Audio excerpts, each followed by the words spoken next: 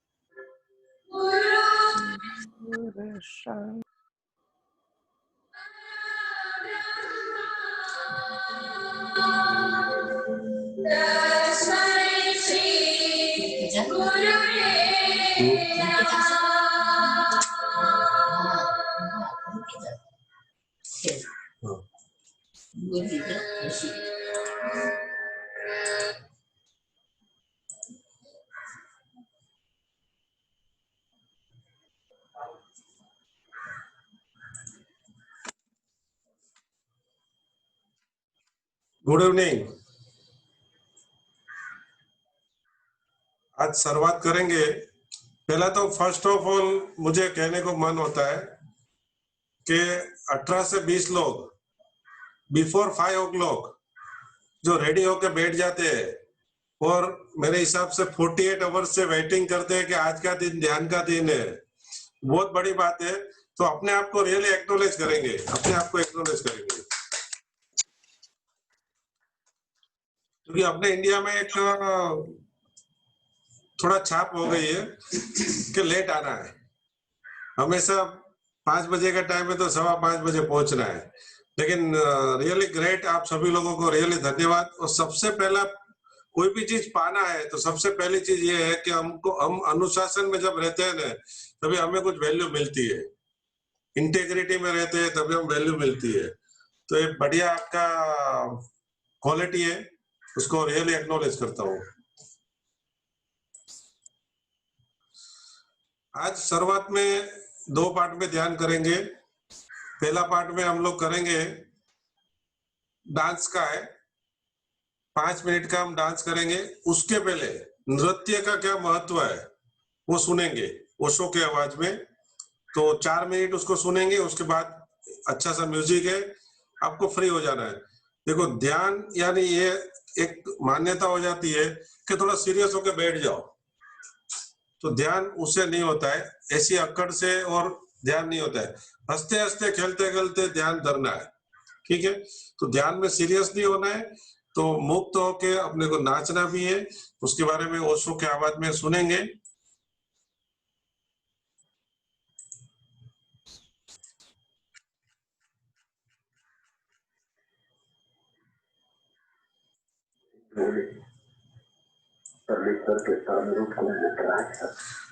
Cassette बहुत जूनी है, आवाज थोड़ा कम आएगा आपका। वो मोबाइल का वॉल्यूम ज्यादा कर दो और आप रिलैक्स होकर बैठ जाओ, तो आपको शब्द समझ में आएगा।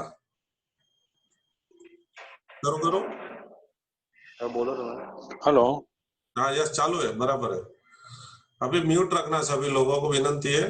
मैं अभी शुरू करता हूँ।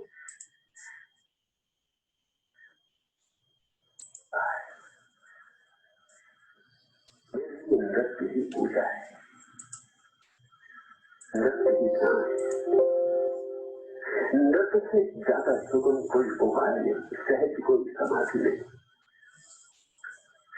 नृत्य सुगमतम है, सरलतम है।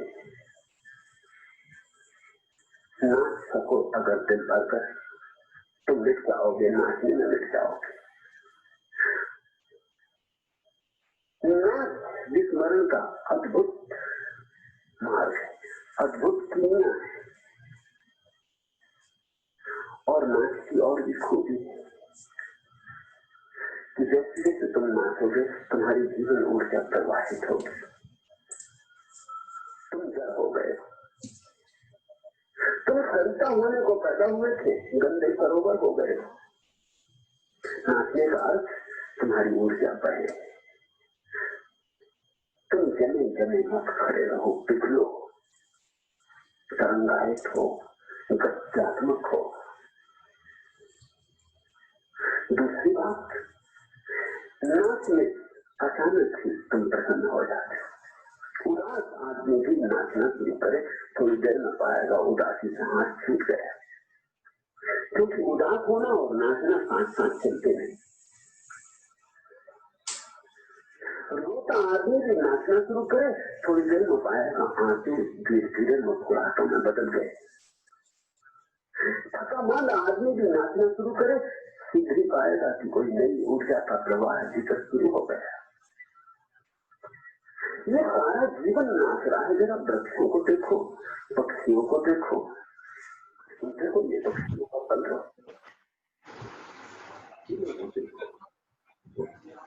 को देखो, विराट नृत्य चल रहा है। रात तुम इसमें भागीदार हो जाओ, तुम सिकुड़ सिकुड़ के न बैठो।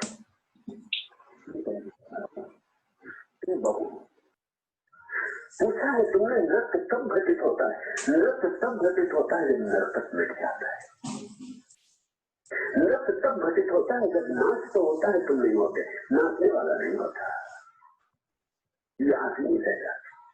मैं तुमसे कहता हूँ नृत्य की परिभाषा, जब नर्तक मिट जाए, ऐसे नाचो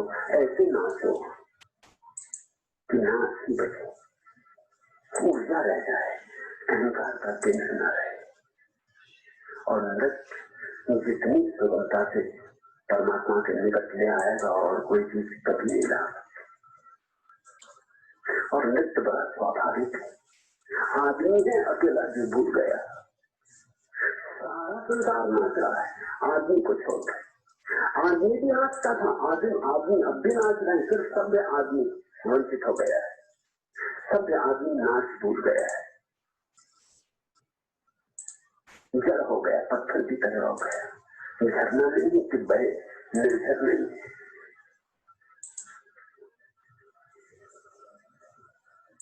तो तुम नाच उठो तो परमात्मा छू ले। नाचो, हृदय खोल कर नाचो, सब तरह की कृपणता छोड़ कर नाचो। एक दिन तुम पाओगे अचानक विस्मय विमुक्त सचित भाव, भरोसा न होगा कि तुम लिट गए हो, नाच चल रहा है। पहला चक्र काम चक्र,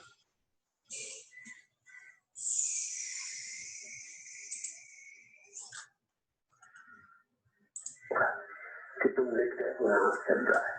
जिस दिन तुम पाओगे कि तुम नहीं हो और नाच चल रहा है, उसी दिन तुम पाओगे सब जो पाले ले जैसा है, सब जिसको पाए बिना और सब पाना व्यर्थ है।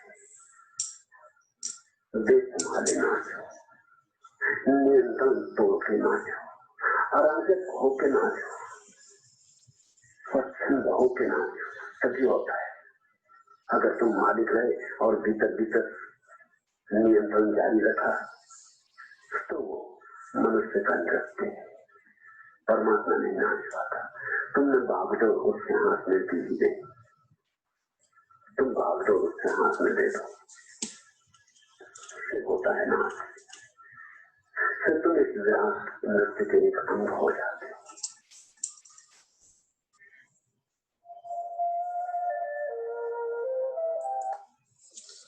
सभी लोग खड़े हो जाएंगे। 5 मिनट मुक्त मन से नाचना है। आपको ये देखना है कि अभी आपकी मनस्थिति कैसी है और नाचने के बाद कैसी है। नाचने के बाद आपकी मनस्थिति, आपका प्रफुल्लितता, आपकी प्रसन्नता कितनी बढ़ती है, वो देखना है। ठीक है, तो 5 मिनट बहुत बढ़िया म्यूजिक लगेगा।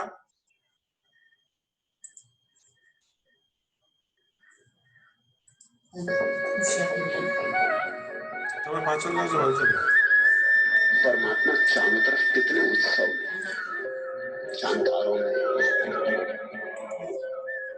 सब तरफ उत्सव चल रहा, अनेकनेस, सब तरफ नृत्य गान है। प्रभु से मिलने का निकटतम मार्ग है नृत्य। आनंद से प्रभु मिलता है। ये दोनों बातें जुड़ी। आनंद से प्रभु मिलता है, प्रभु से और आनंद मिलता है, और जब और आनंद मिलता है तो और प्रभु मिलता है, और प्रभु मिलता है तो और आनंद मिलता है। ये दोनों एक दूसरे से जुड़े। बुलाओ प्रभु को, से बोला,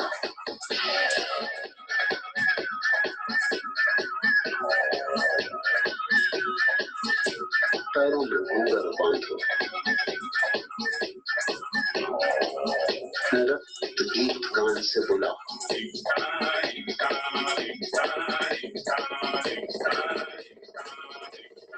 नाचो,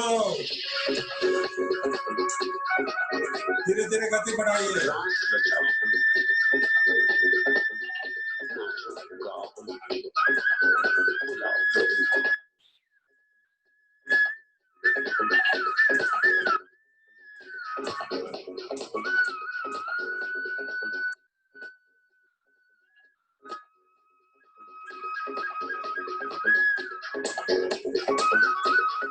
पाँच साल के छोटे बच्चे की माफिक नाचिए।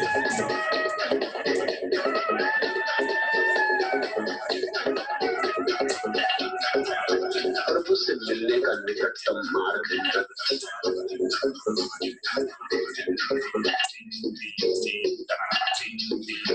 पैरों में घूंघर बांधो,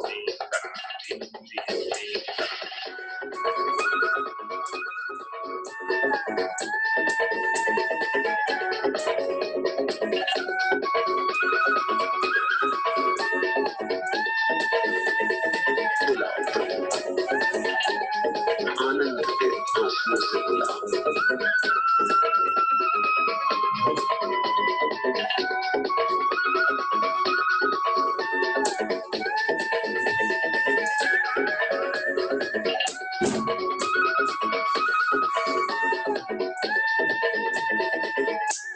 चलो कमान।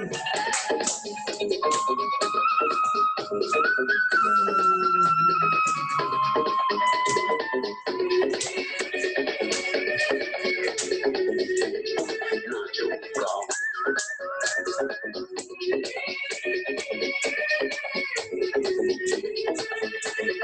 रास बचाओ,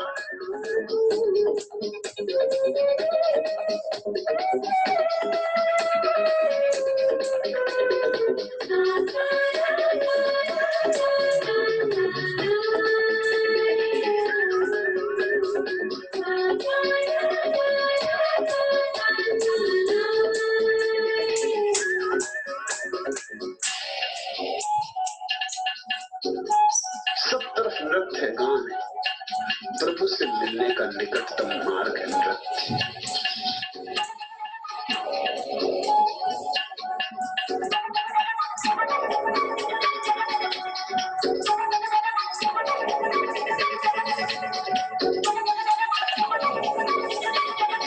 बुलाओ प्रभु को। 2 मिनट बचा है, 2 मिनट। आंख बंद करके मत जाइए।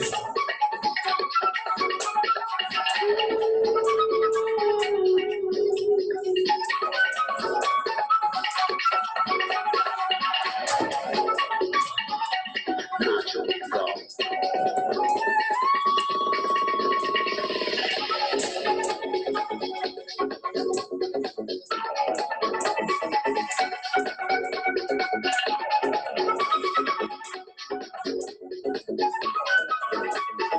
रास बचाओ,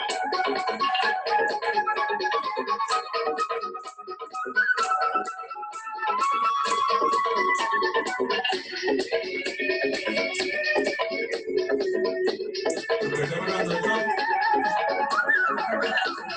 अब करें।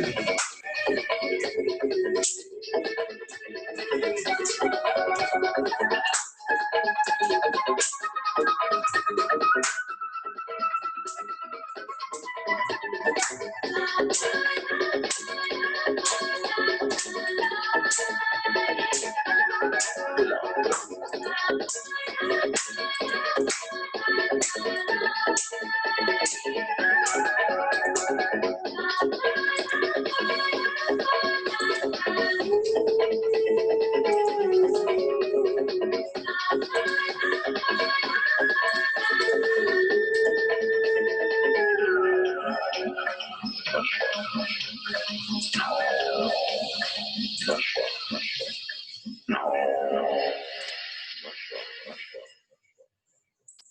बैठ जाइए।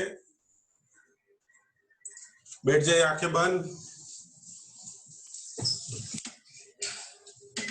2 मिनट आंखें बंद, आंखें बंद, रिलैक्स रिलैक्स। ये आनंद को भीतर लेके जाइए।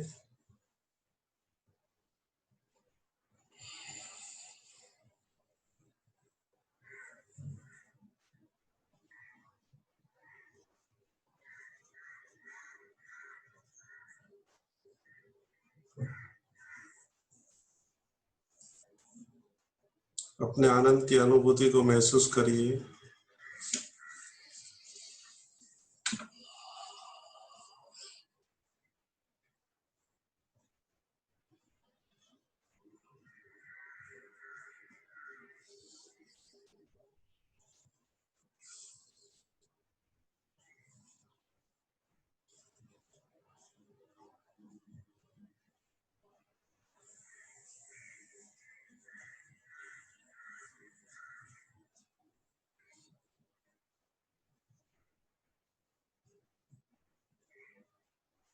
धीरे से आंखें खोल देंगे।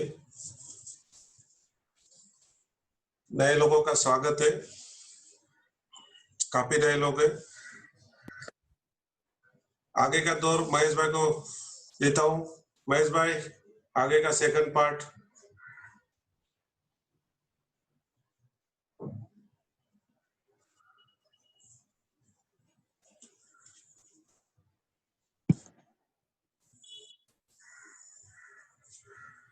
एक सेकंड है कमलेश भाई, 1 मिनट।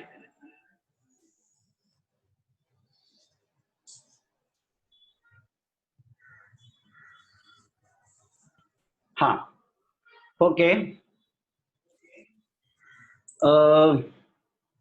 नृत्य बहुत बढ़िया रहा। बेटा जरा स्लो कर। नृत्य बहुत बढ़िया रहा। दिल होता है कमलेश भाई से कहूं कि नेक्स्ट सेशन में आधा घंटा रखना डांस का। आप सभी मेरे साथ एग्री हो जाओगे?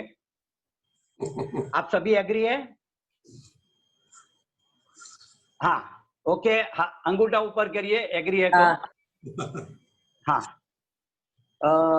क्योंकि जब नृत्य कर रहा था तब लगे अभी ध्यान क्या करना, अभी बोलने जैसा मेरे को लगा ही नहीं, कि अभी कुछ बोलना ही नहीं है। फिर भी बहुत सारे नए मित्र हैं, मैं उनका हार्दिक स्वागत करता हूं। और अंग्रेजी की कहावत है, dance your way to God. परमात्मा की ओर नृत्य करते करते जाना है, उदासीनता से नहीं। एक छोटी सी कहानी, फिर हम ध्यान प्रयोग करेंगे। एकनाथ, संत एकनाथ एक बार तीर्थ यात्रा पे जा रहे थे। एक चोर उनके पास आया और कहा, मुझे भी साथ में ले चलो। चोरी करते करते जिंदगी बीत गई, मैंने बहुत पाप किए हैं, गंगा स्नान हो जाएगा, मेरा भी काम हो जाएगा, आप मुझे साथ ले चलो। संत एकनाथ ने कहा, तू चोर है, अगर तुझे साथ में ले जाऊंगा तो दूसरे चोर भी साथ में आते हैं। ऐसा नहीं है कि तू अकेला चोर है, दूसरे चोर भी है। कोई इंजीनियर है, कोई डॉक्टर है, कोई साइंटिस्ट है, कोई व्यापारी है। कहीं ना कहीं वो लोग भी चोर है, लेकिन तुझे मैं लेना नहीं सकता क्योंकि वो लोग सब मना करेंगे। उस चोर ने कहा कि मुझे कुछ भी करके तीर्थ यात्रा पे आपके साथ चलना है। अगर आप बोले तो मैं आपको वचन देता हूँ, वादा करता हूँ कि मैं चोरी नहीं करूंगा। संत एकनाथ ने उसे कहा कि तू एक शर्त लगा दे कि यहाँ से निकलेंगे, 2-3 महीने की तीर्थ यात्रा थी, 3 महीने का प्रोग्राम रहेगा, तो वहां से वापस आएगा तब तक तू चोरी नहीं करेगा। उसने कसम खाई, उस आदमी ने, उस चोर ने कसम खा ली कि मैं बिल्कुल चोरी छोड़ दूंगा। आते समय तक बात का पता नहीं। गए तीर्थ यात्रा में, तीसरे चौथे दिन से गड़बड़ चालू हो गई। गड़बड़ ये हो गई कि रात को एक का सामान दूसरे की बैग में चला जाता था, दूसरे का सामान तीसरे की बैग में, तीसरे का सामान चौथे के महीने, किसकी गाड़ी, किसका पट्टा, किसके पैसे, किसके कपड़े, लेकिन वो दोपहर तक मिल जाता था कहीं ना कहीं। तो सब लोग चिंतित हो गए, ऐसा कैसे हो सकता है, रात को क्या कोई भूत प्रलित आता है? चोरी तो नहीं होती है, इसे चोरी तो नहीं कह सकते, लेकिन सामान दूसरों की बैग में चला जाता था। एक नाथ ने सोचा यह किसी का काम नहीं है, शायद वही चोर का कुछ काम होगा। उसने चोर को बुलाया कि मैंने तुझे कसम दी थी, तूने शर्त मंजूर की थी, चोरी नहीं करेगा, फिर ऐसा क्यों हो रहा है यहाँ? और कोई तो ऐसा कर नहीं सकता। चोर ने कहा मैंने चोरी की नहीं, मैं चोरी करता भी नहीं, मेरे सामान को चेक करो, लेकिन मैं हेरफेर कर देता हूं, अदला बदली कर देता हूं।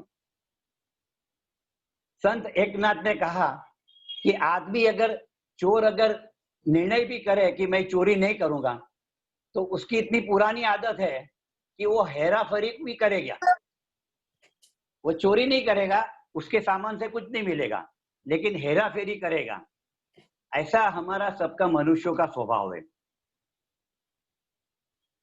हम जो यहाँ पे ध्यान प्रक्रिया कर रहे हैं, ये ऐसी प्रक्रिया कर रहे हैं कि किसी को कोई निर्णय नहीं करना है कि मैं ये नहीं करूंगा, मैं वो नहीं करूंगा।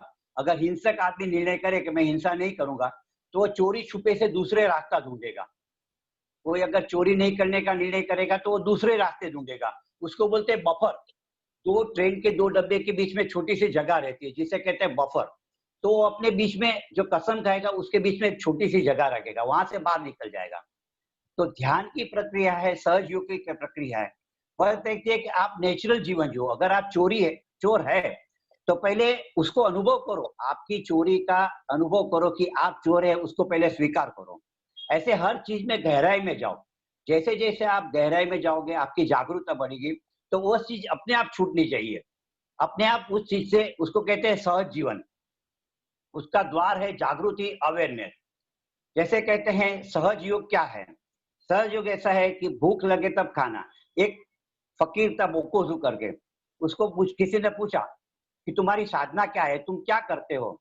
उसने कहा भूख लगे तब खाना खाता हूँ, प्यास लगे तब पानी पीता हूँ, नींद आए तब सो जाता हूँ। पूछने वाले ने कहा कि हम भी यही करते हैं। बोकोजू ने कहा शायद आप यह करते होते, आप ये करते नहीं हैं।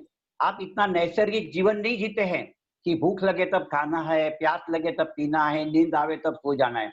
आपका जीवन नैसर्गिक नहीं रहा, इसलिए आपको ध्यान करने की जरूरत है।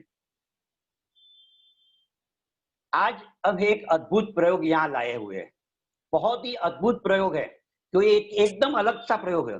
ये प्रयोग ऐसा है कि इसमें आपको प्राकृतिक जीवन क्या है उसको समझना है और नैसर्गिक जीवन जीना है। अपने जीवन को नैसर्गिक जीवन कैसे बनाना है, क्योंकि जो निसर्ग है, पशु पक्षी, जैसे अभी इस डांस में कहा ओशो ने, पशु पक्षी है वो चिंतित नहीं है, उदासीन नहीं है। सूर्य रोज उगता है, चंद्र रोज उगता है, कहीं भी आप निसर्ग में उदासीनता नहीं पाते। सिर्फ मनुष्य ही है कि उदासीनता और चिंता से भरा हुआ है। उसके क्या कारण है वो इस प्रयोग में समझाए जाएंगे। दूसरी बात, ये प्रयोग लिया गया है अद्भुत भारतीय संस्कृति के अद्भुत कुछ सूत्र है, जैसे श्री कृष्ण की भगवत गीता, जैसे अष्टावक्र की गीता, महागीता जिसे कहते हैं, ऐसा ही एक बहुत अद्भुत सूत्र है भारतीय संस्कृति का, उसका नाम है विज्ञान भैरव तंत्र सूत्र। भगवत गीता में श्री कृष्ण ने अर्जुन से कुछ कहा है, वह संवाद शिष्य और गुरु के बीच है। अष्टावक्र ने भी जनक राजा से अष्टावक्र ऋषि ने कुछ कहा है, वह भी गुरु शिष्य के बीच का संवाद है। और ये जो है विज्ञान भैरव तंत्र सूत्र, ओशो ने बहुत अच्छे प्रवचन दिए। उसमें दो प्रेमियों के बीच वार्तालाप है, शिष्य और गुरु नहीं है, दो प्रेमियों के बीच, शिव और पार्वती। तो शिव पार्वती कुछ प्रश्न पूछते हैं, उसके शिव उत्तर देते हैं, और उसी से ये विज्ञान भैरव तंत्र यानी तंत्र सूत्र बना हुआ है। उसमें प्रवचन नहीं है, उसमें कुछ विधियां दी गई है कि कैसे आप दोनों ध्यान से परमात्मा को पा सको। शिव और पार्वती दोनों विधियों का अभ्यास करने, इसमें परिणाम की भी चिंता नहीं है, ध्यान से क्या लाभ होगा वो बात भी पूरे सूत्र में नहीं की गई है, सिर्फ समझाया गया है कि इस विधि को आप करो। उसका मूल कारण क्या है? अस्तित्व में स्त्री और पुरुष दो चीज है, स्त्री का पुरुष से मिलन, पुरुष से स्त्री का मिलन, और उसके आगे गहराई में जाएंगे। इस बात को समझ ले, फिर आप ज्ञान पर्व को एंजॉय कर सकेंगे। हर पुरुष, ओशो कहते हैं या शिव सूत्र में शिव ने कहा है, हर पुरुष के भीतर आधी स्त्री है और हर स्त्री के भीतर आधा पुरुष है, क्योंकि हर स्त्री स्त्री नहीं है, स्त्री चित्त है और पुरुष चित्त है। दो प्रकार के माइंड रहते हैं हमारे, जो माइंड रहते हैं वो मेल चित्त और फीमेल चित्त रहता है। उसका जब दोनों का मिलन हो जाएगा तो एक पूरा, आपने नटराज की प्रतिमा देखी होगी, नटराज की प्रतिमा देखी होगी, स्टैच्यू देखा होगा, इसमें आधा चेहरा पुरुष का है, आधा स्त्री का है, और उसका कहते हैं डांसिंग गॉड, नृत्य करता हुआ परमात्मा।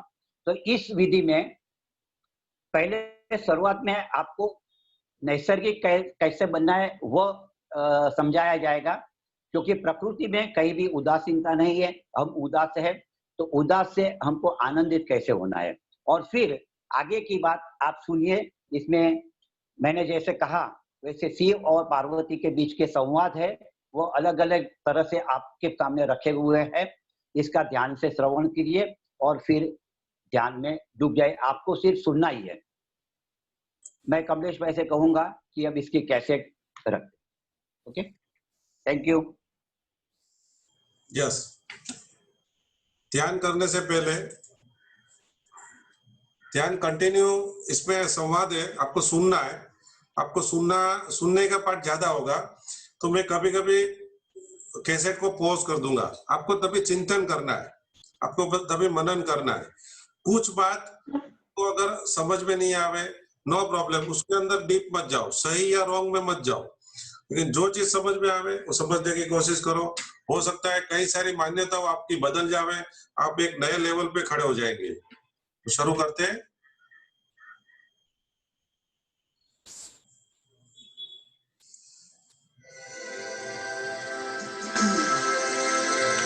मैंने हमेशा आपसे कहा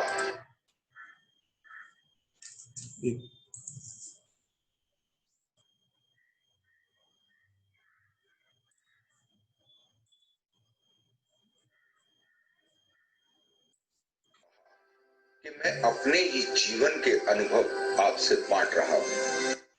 अनुभव तो जीवन को जीकर ही किए हैं, लेकिन इसका अर्थ ये नहीं है कि ये सभी अनुभव मैंने अपने से ही किए हैं।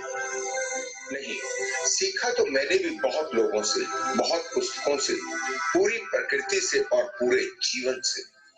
सीखना तो पड़ेगा, सीखने के लिए कोई तो माध्यम बनेगा।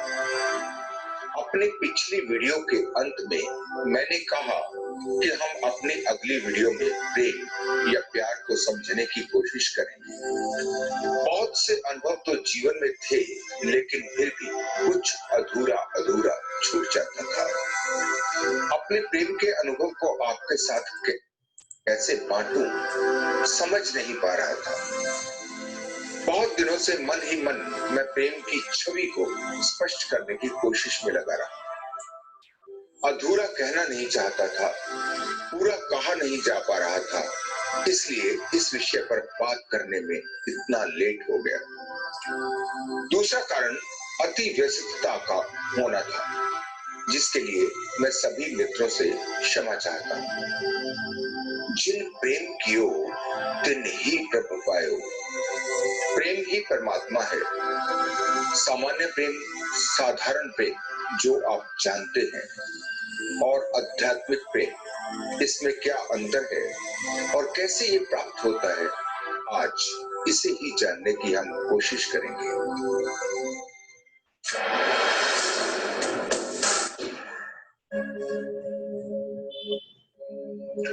पूरी प्रकृति को देखें, पेड़ों को देखें, पशु पक्षियों को देखें। अगर आपके पास इन्हें समझने की आंख है तो इन्हें देखकर आप दंग रह जाएंगे। आपको पता लगेगा कि मनुष्य को छोड़कर किसी के जीवन में कोई उदासी नहीं, कोई निराशा नहीं। जैसे सभी गा रहे हैं, सभी नाच रहे हैं। अगर इस संसार से हम मनुष्य को बाहर कर दें तो पूरी सृष्टि झूम रही है। इंसान ना हो तो निराशा का नामो निशान भी नहीं बचेगा, क्योंकि इंसान के सिवा कोई निराश नहीं। क्या घटना घटी है इंसान के जीवन में? क्यों है इंसान इतनी उदासी में? क्यों है आपके जीवन में दुख? क्या फर्क है आप में और इन पशु पक्षियों में, पेड़ों में, गाते हुए झरनों में, खेलते हुए सागर में? क्या आपको इनका नाच दिखाई नहीं देता? कैसे दिखेगा? ये तो आप कभी से इसे देखना ही छोड़ चुके हैं।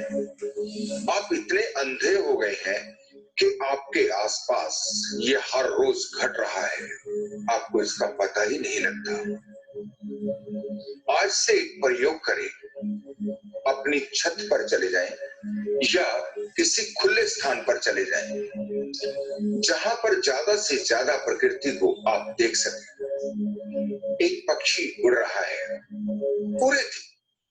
सभी को निवेदन है कि आधी आंख खोल के चित्र देख रहा है तो देख भी सकते, और आधी आंख बंद करना है तो बंद भी कर सकते हैं। ध्यान से उसे देखें, उसके जीवन को, उसके आनंद को समझने की कोशिश करें। कोई पक्षी कहीं बैठकर कुछ गा रहा है, कोई पक्षी किसी को पुकार रहा है। आप हैरान हो जाए, वो बहुत आनंदित है। क्यों? आपने तो सुरक्षित जीवन का निर्माण कर लिया, लेकिन इस पक्षी का जीवन तो बिल्कुल असुरक्षित, आपसे तो बहुत ज्यादा सुरक्षित है। आप इतने सुरक्षित होकर भी निराश हैं, और वो असुरक्षित होकर भी आनंदित है। और ऐसा नहीं कि केवल पक्षी, सृष्टि के सभी जीव जंतु, बल्कि सभी कुछ जो भी मौजूद है, चांद, सितारे, पहाड़, नदियां, झरने, सागर, प्रकृति का एक एक कण आनंद की ऊर्जा से भरा है। फिर आपका आनंद कहाँ खो गया? आप मुझसे पूछते हैं कि प्यास कैसे जगाएं? मैं कहता हूं कि आंखें खोलकर पूरी प्रकृति को देखना शुरू करें। जीवन के रूप को समझने की कोशिश प्रकृति के जीवन से करें। तो कैसे तुम रह पाओगे अपनी उदासी में? तुम तो तुरंत उदासी से बाहर, अपनी निराशा के बाहर होने की प्यास से भर जाओगे। प्यास जाग जाएगी, लेकिन तुम तो देखते ही नहीं। बस देखना शुरू करें, आप इस रहस्य को जान जाएंगे। ज्यादा देर नहीं लगेगी। वो फार्मूला क्या है, वो सीक्रेट क्या है, तुम सब जान जाओगे। पहली बात, पेड़ पौधों के पास, जंतुओं के पास कोई तथाकथित धर्म नहीं है। कोई पेड़ हिंदू मुसलमान नहीं है। सृष्टि के पूरे जीवन में केवल मनुष्य को छोड़कर किसी के पास कोई भगवान नहीं है। वो जैसे हैं बस हैं, उनका होना ही सब कुछ है। वो आनंद को प्राप्त करने के लिए किसी ध्यान की खोज नहीं करते। वो तो केवल आनंदित हैं, क्योंकि वो स्वस्थ हैं और आप बीमार। ध्यान है एक मेडिसिन की तरह। अगर आप बीमार हैं तो दवा देनी पड़ेगी, अगर आप स्वस्थ हैं तो किसी दवा की जरूरत नहीं। जब आनंदित ही हैं तो क्या करेंगे ध्यान करके? क्यों खाएंगे कोई दवाई जब बीमार ही नहीं है? स्वास्थ्य का एक ही लक्षण है कि आप आनंदित हैं। इसलिए मैं हमेशा कहता हूं कि आप अपने जीवन को देख लें। क्या आप आनंद में हैं या आप दुख में हैं? अगर आनंद में हैं तो आपका रास्ता बिल्कुल सही है, आपको कुछ भी नहीं करना। फिर सब पहले ही ठीक है, उसे और ठीक करने की कोशिश भूलकर भी नहीं करनी। लेकिन अगर आप निराशा में जी रहे हैं, फिर आपको ध्यान की जरूरत है, क्योंकि आप बीमार हैं, आपको मेडिसिन का उपयोग करना पड़ेगा। अब ध्यान को भी बहुत से संत महात्माओं बहुत से तथाकथित साधु सन्यासियों ने उलझा कर रख दिया। इतनी सरल सी बात को इतना कॉम्प्लिकेटेड कर दिया कि वहां भी आप भटक कर रह जाते हैं। हर रोज ध्यान करते हैं लेकिन होता तो कुछ दिखाई नहीं देता। आपको सिखाया जाता है कि क्या क्या करना है, कैसे कैसे करना है, क्या क्या नहीं करना है, किन बातों का ध्यान रखना है, ब्रह्मचर्य का पालन करना है। बस हो गया काम। कहाँ रही सरलता? सब कुछ तो फिर वैसा ही कर लिया जैसा तुम जीवन में कर रहे थे। कैसे ध्यान घट सकता है? ध्यान तो है जैसे मुक्त होकर आकाश में उड़ना। इतने नियमों के पालन के बाद आप मुक्त हो रहे हैं या फिर और भी गहरे बंधन में जकड़े जा रहे हैं? जहां बंधन है वहां ध्यान असंभव है। जितने आप मुक्त हैं उतना ही ध्यान में प्रवेश सरल है। जितने ज्यादा सरल होते जाते हैं ध्यान आपके जीवन में प्रवेश करने लगता है। लेकिन आप बात ही उल्टी करते हैं और उल्टा ही समझते हैं। हमेशा वही भाषा की भूल हो जाती है। आप पूछते हैं कि ध्यान में कैसे प्रवेश करें? ध्यान में आपका प्रवेश नहीं होता, आपके जीवन में ध्यान का प्रवेश होता है। दोनों बातों में बहुत फर्क है। ध्यान क्यों करना चाहते हैं? परमानंद को प्राप्त करने के लिए। लेकिन आनंद को समझे बिना आप कैसे परमानंद में प्रवेश कर सकते? फिर आनंद को समझे कैसे? जरा ध्यान दें, कौन सा ऐसा आनंद है जिससे आपका थोड़ा सा परिचय है? कौन सा ऐसा आनंद है जिससे कभी कभी आपकी थोड़ी सी पहचान हो जाती है? क्योंकि एक बूंद को भी ठीक से जान लेना सागर को जान लेना है।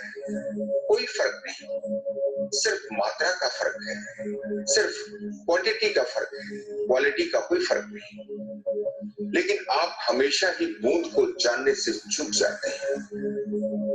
थोड़ा समझिए, अगर आपको एक रिसर्च स्कॉलर बनना है तो यात्रा प्रथम कक्षा से शुरू होती है। अल्फाबेट से ABC या कैक वहीं से शुरू करना पड़ता है।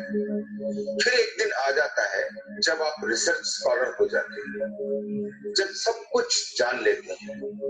अगर शुरू से सीधे ही आप वहां पहुंचना चाहेंगे तो असंभव तो नहीं कहूंगा, लेकिन लगभग असंभव जैसा ही है। सीधे PhD करने चलेंगे तो सफलता का प्रतिशत क्या रहेगा ये आप अच्छी प्रकार से समझ सकते हैं। अगर सिस्टम से चलेंगे तो सब कुछ बहुत सरल, बहुत आसान है। मैंने अपनी पिछली वीडियो में आपसे तंत्र सूत्र ग्रंथ का जिक्र किया, जिसका परमात्मा से मिलन का सिद्धांत एक पुरुष और एक स्त्री के मिलन से होकर गुजरता है। शुरुआत वहीं से होती है और प्रवेश विराट में हो जाता है। गहन से गहन प्रेम से गुजर कर ही परमात्मा को पाना अत्यंत सरल हो जाता है। जिसे मैंने बूंद कहा वो है संसारिक प्रेम, और जिसे मैंने सागर कहा वो है परमात्मा। दोनों की क्वालिटी में कोई फर्क नहीं, एक ही है, सिर्फ क्वांटिटी का फर्क है। लेकिन प्रेम के पलों को आप हमेशा चूक जाते हैं। प्रेम से गुजरते हैं बिल्कुल बेहोशी में, उस पल को पकड़ ही नहीं पाते। जैसे तुम भाग रहे हो, अपने साधारण सेक्स में भी तुम बस भाग रहे हो, और जिस पल के आनंद से तुमने पहचान करनी थी, जिस आनंद को तुमने परमानंद बनाना था, वही छूट जाता है। सारा जीवन बस यही चलता है। आप समझते हो कि सागर की केवल एक बूंद से ही आप संतुष्ट हो जाओगे, उससे आगे का तुम जान ही नहीं पाते। आप भूल ही जाते हो कि ये तो केवल रास्ता है, मंजिल नहीं। इसी में सारा जीवन भटक कर रह जाता है। फिर सारा जीवन अधूरापन, सारा जीवन अतृप्त प्यास बनकर रह जाता है। जहां से सोचा था कि सब कुछ मिलेगा, तो पाते हो कि हाथ खाली के खाली रह जाते हैं, कुछ हाथ आता दिखाई ही नहीं देता। कैसे आपको इस पल के आनंद को पकड़ना है, कैसे तुम्हें इस पल के आनंद से पहचान करनी है, कैसे परमानंद की अवस्था को प्राप्त करना है, कैसे सागर की गहराइयों में उतरना है, इसको थोड़ा समझने की कोशिश करो।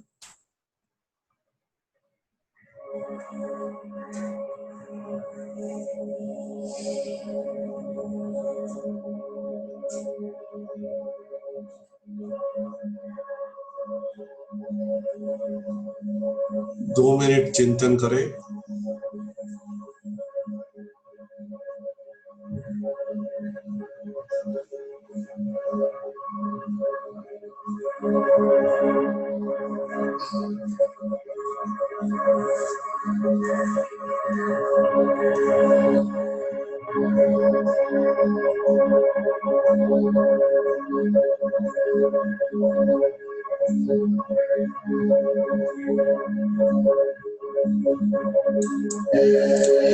जितने भी ध्यान आप करते हैं उनमें से सबसे ज्यादा शक्तिशाली यही ध्यान है।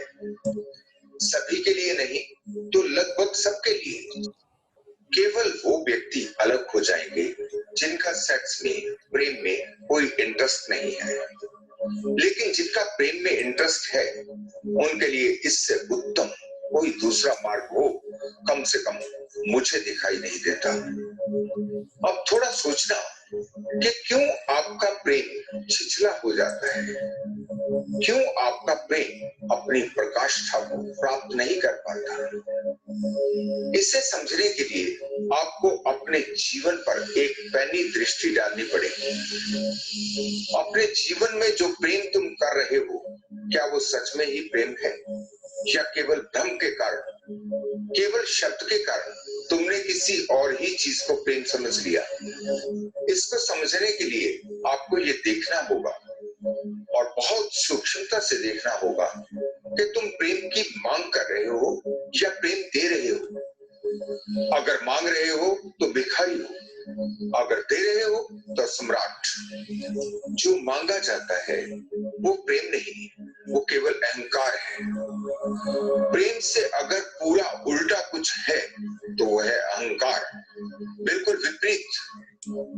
जब तुम अहंकार को प्रेम मानते हो तो क्या होने वाला है? हालत ऐसी है कि दोनों प्रेम करने वाले एक दूसरे से प्रेम मांग रहे हैं। यही तो तुम्हारा अहंकार है कि तुम्हें प्रेम मिलना ही चाहिए। तुम समझते हो कि तुम पात्र हो प्रेम पाने की, तुम्हारी योग्यता है प्रेम पाने की, फिर क्यों तुम्हें प्रेम नहीं मिल रहा? बस यही सोच चलती है। हर रोज का यही तो झगड़ा है। पत्नी परेशान है कि पति प्यार नहीं करता, पति परेशान है कि पत्नी प्यार नहीं करती। तुम भी मांग रहे हो, दूसरा भी मांग रहा है, तो स्थिति ऐसी बन जाती है जैसे दो भिखारी आमने सामने खड़े, दोनों ही कंगाल, दोनों ही खाली, बस मांगे चले जा रहे हैं।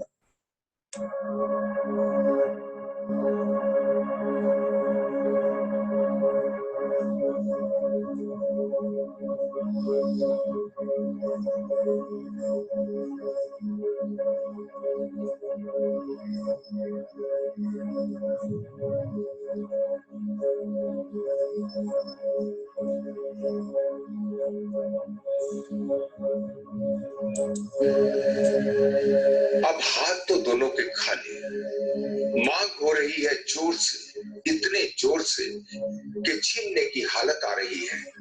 फिर कैसा प्रेम, कौन सा प्रेम? ये है अहंकार और तुम इसे प्यार समझे चले जाते हो। जहां प्रेम होगा वो तो देता ही चला जाता है, उसे तो दूसरे से अर्थ ही नहीं होता। दूसरा भी प्रेम दे इसकी कोई आकांक्षा ही नहीं होती। हर पल ऐसा ख्याल, और क्या दे दूं, सब कुछ दे दूं, बचता ही नहीं कुछ प्रेम। आप पूरे ही डूब जाते हो, आप प्रेम में ही विलीन हो जाते हो। फिर ध्यान क्या है? वही तो है जहां तुम बचते ही नहीं, जहां तुम विलीन हो जाते हो, तो कौन सा ध्यान इससे ज्यादा शक्तिशाली होगा? प्रेम है देने की कला, लेने की चाहत नहीं, मिटने का हुनर, मिट ही जाना, शुद्ध निरअहंकार की स्थिति। जब तुम बचे ही नहीं तो कौन करेगा अहंकार? कैसे बचेगा अहंकार? जिसे प्रेम कर रहे हो बस वही बचता है, तुम नहीं। दूसरी बात, क्या प्रेम किसी को भी दिया जा सकता है? हाँ, दिया तो जा सकता है, लेकिन लेने वाले में भी पात्रता जरूर चाहिए। तुम तो दे रहे हो, लेने वाले के पास बर्तन कितना बड़ा है? तुम तो सब दे देना चाहते हो, लेकिन वो कितना ले सकता है? अगर वहां पर हाथ खाली है तो जो भी दोगे व्यर्थ हो जाएगा। तुम तो बरस रहे हो, लेकिन वो सब नष्ट हो रहा है। ऐसा समझ लें कि सामने वाले के पास बर्तन बहुत ही छोटा है, ना होने जैसा। उसमें कितना डाल पाओगे? उसे कुछ नहीं मिल रहा, सब नीचे गिर रहा है। तो प्रेम लेना भी एक कला है। तुम भिगो रहे हो तो भीगने वाले को भी भीगना आना चाहिए। यहाँ अगर कोई लेना नहीं चाहता तो उसके तो हाथ खाली रह ही जाएंगे, आपका प्रेम भी मर जाएगा, क्योंकि उसके बिना प्रेम को पंख नहीं मिल पाते। एक पंख से क्या होगा? उड़ने के लिए तो दोनों ही पंख जरूरी है। जरा वास्तविकता को देखिए, क्या हो रहा है?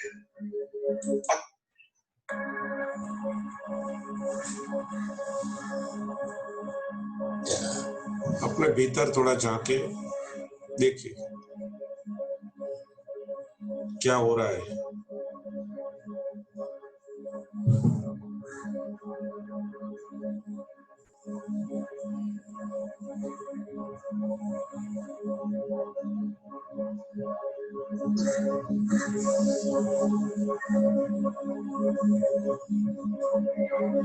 अक्सर पत्नियों की शिकायत सुनते हो, पति दूसरी औरतों में इंटरेस्ट ले रहा है।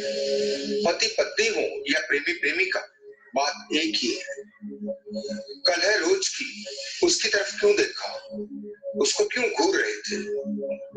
या फिर यही प्रेम पत्नी पर उससे इतना हंस हंस कर क्यों बात कर रही थी? इसको ठीक से समझने की कोशिश करोगे तो पाओगे तुम एक बहुत बड़े पागलपन का शिकार हो रहे हो। तुम किसी को पिंजरे में बंद करके जबरन रोकने की कोशिश में हो। क्या होगा इससे? शरीर को बंद कर भी लोगे तो मन का क्या होगा? उसे कैसे पिंजरे में डालोगे? फिर शरीर के तो इतने अर्थ भी नहीं, सारा खेल तो मन का है। अगर मन दूसरे की तरफ जाता है तो सारा खेल तो वही खत्म हो गया। इंसानों के कानून को सिर्फ शरीर की फिक्र है, मन को तो पकड़ा ही नहीं जा सकता। और यही सब पागलपन चल रहा है। समझने की जरा सी भी कोशिश नहीं करते कि हो क्या रहा है। अगर प्रेम है तो मन कहीं और भटक ही नहीं सकता।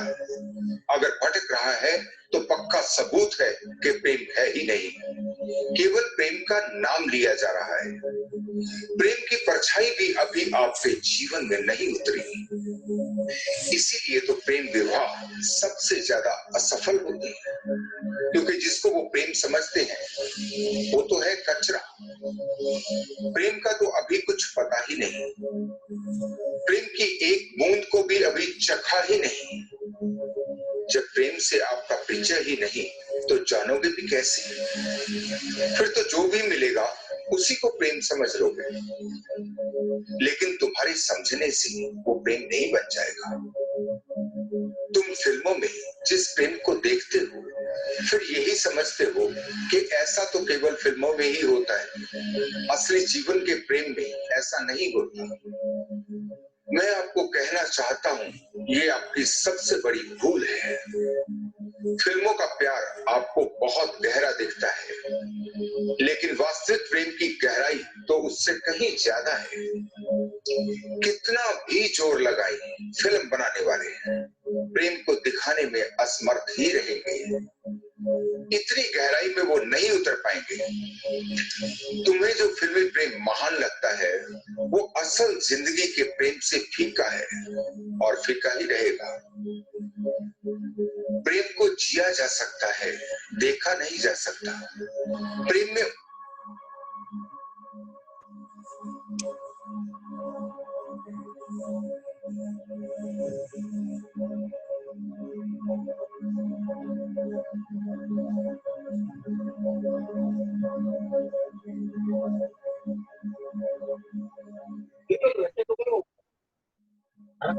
जा सकता है, उसकी परिभाषा नहीं की जा सकती। किसी का भी प्रेम एक जैसा नहीं हो सकता। सबके प्रेम में अलग और अनूठी घटना घटती है। किसी की नकल करके तुम प्रेम में नहीं उतर सकते। कोई तुम जैसा नहीं है और ना ही तुम किसी जैसे हो सकते। प्रेम को अपने अंदर ही खोजना पड़ेगा। कैसे खोजें? थोड़ा इसे भी समझने की कोशिश करें। जब किसी से प्रेम होना शुरू होता है तो आप क्या देख पाते हैं? केवल शरीर। शरीर से आगे आप नहीं देख पाते। इसीलिए तो शादी ब्याह से पहले फोटो की मांग की जाती है, देखने में कैसा है।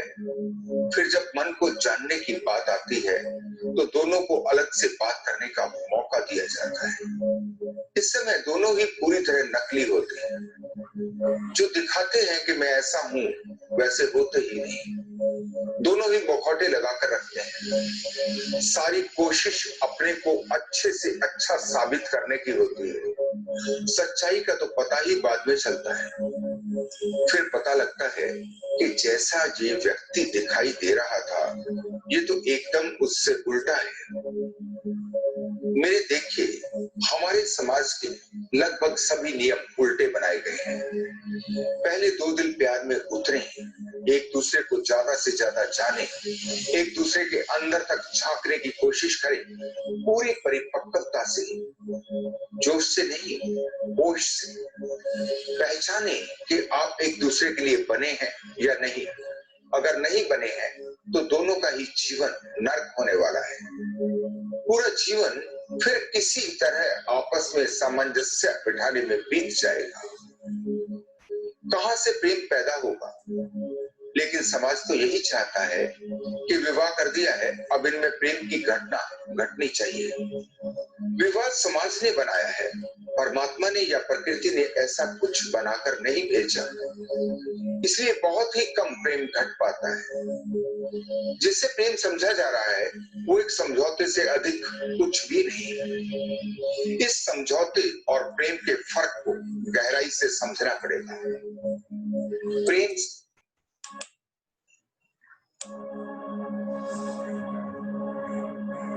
2 मिनट मौन अंतराल। चिंतन करें।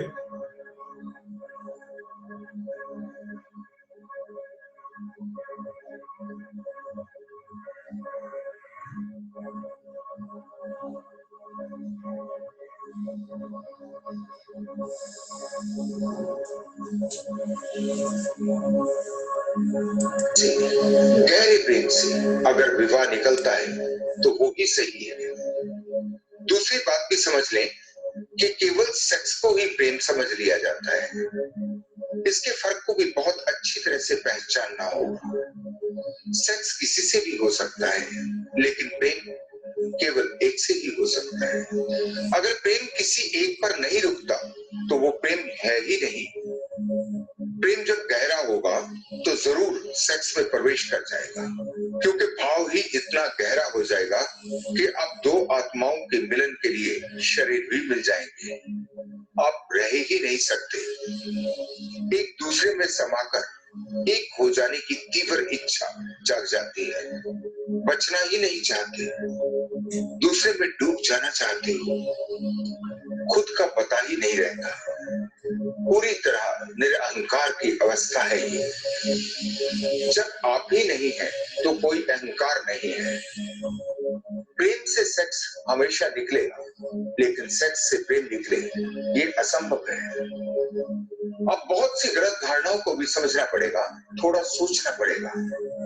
जितना ज्यादा आप किसी भी चीज की वैज्ञानिकता को जानोगे, उतना ही सफल होते चले जाओगे। जितनी मूर्खता से चलोगे, उतनी ही असफलता हाथ लगेगी। अगर आपका साथी कहीं और आकर्षित हो रहा है, किसी और व्यक्ति की तरफ उसका मन जा रहा है, तो आप समझने लगते हैं कि आपका साथी गलत है। आप उसे ठीक करने की कोशिश में लग जाते हैं। आप उसे समझाने लगते हैं कि वो गलत रास्ते पर चल रहा है। यहीं पर आप भटक जाते हैं।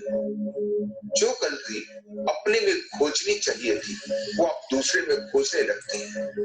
अपना तो आपको पता ही नहीं लगता, सारा ध्यान दूसरे पर लग जाता है। ऐसी स्थिति में आप स्वयं पर आ जाएं। देखें, क्या कमी रह गई आपके प्रेम में?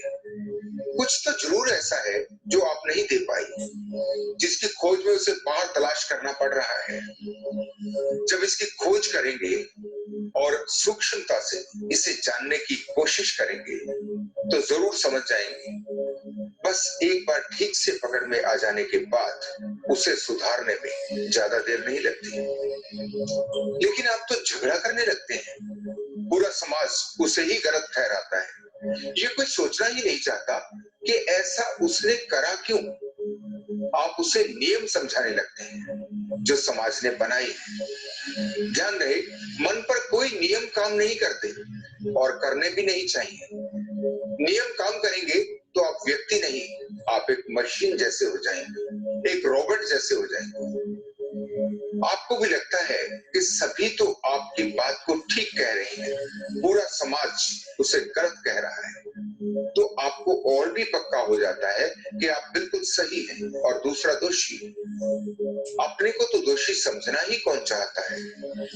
इसी कारण से आपका साथी आपसे और दूर होता चला जाता है।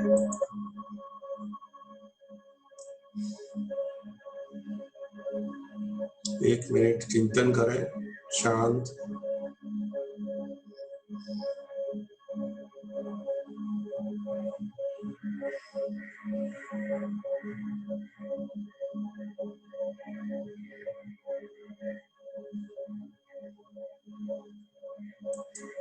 और दूसरे में उसे आकर्षण बढ़ता चला जाता है। आपका जीवन नरक बनता चला जाता है, अपने लिए भी और अपने साथी के लिए भी।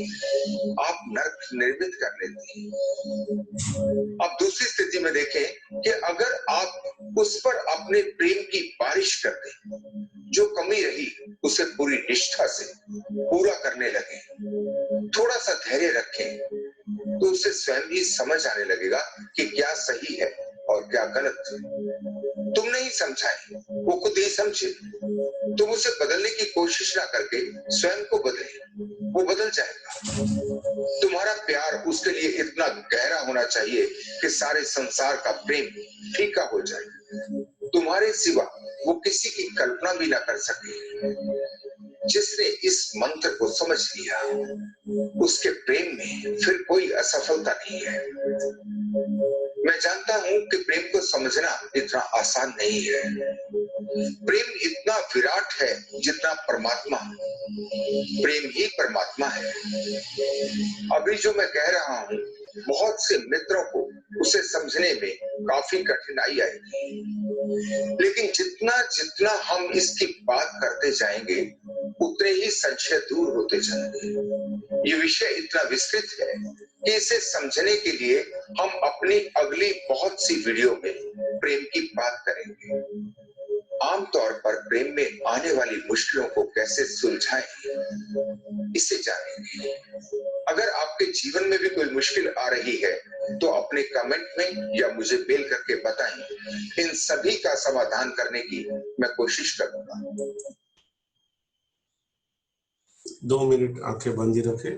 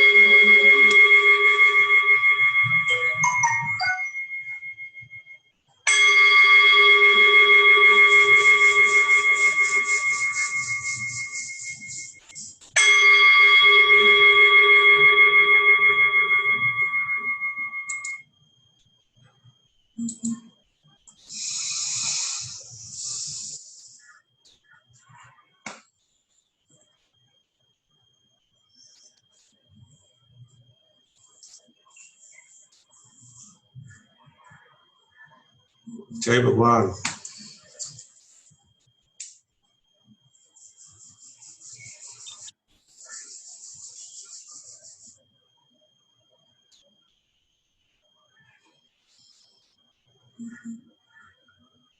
बहुत गहरा सब्जेक्ट था।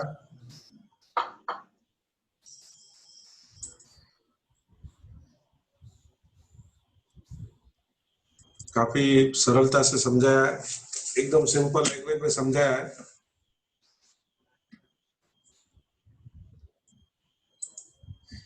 काफी लोगों को हो सकता है कुछ क्वेश्चन भी हो सकता है, तो पूछ सकता है, इसको भी कुछ सवाल है तो।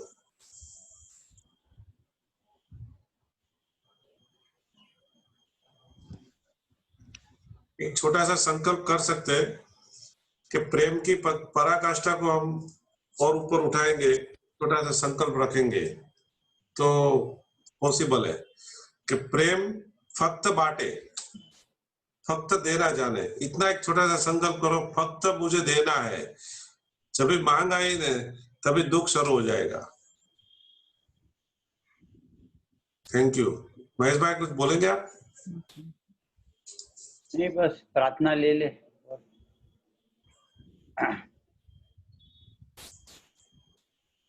Anybody wants to share or take प्रार्थना?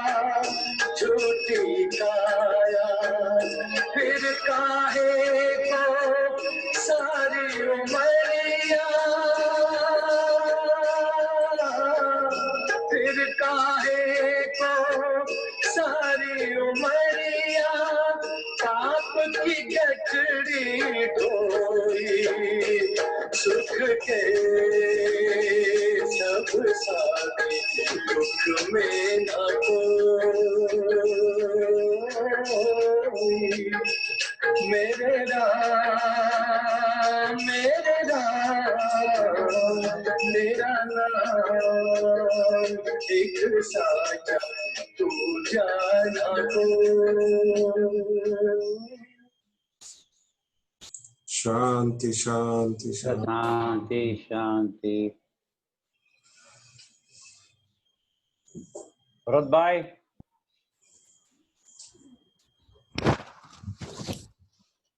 કમલેશભાઈ આજ મારી બીજી બેન પણ આવી છે. શું વાત છે? શું નામ છે? વાસંતી. હા નીકળી ગયા લાગે છે હમણાં જસ્ટ. હા છે છે બસ ચહેરો જરા પ્રકાશ સામે આવે છે. ફરી જાવ તો પ્રકાશ. હા મોટી બેન લાગે છે. હા મારાથી મોટી છે. બધાને વિડિયો બંધ છે. બધા વિડિયો શરૂ કરજો. મેં એક ફોટો લઈ લો. સ્માઈલ આપણે ધ્યાન કર્યું છે. બધા સિરિયસ થઈ ધ્યાનમાં તમને રિલેક્સેશન સારું મળ્યું છે પણ મગજમાં નીકળી ગયો છે.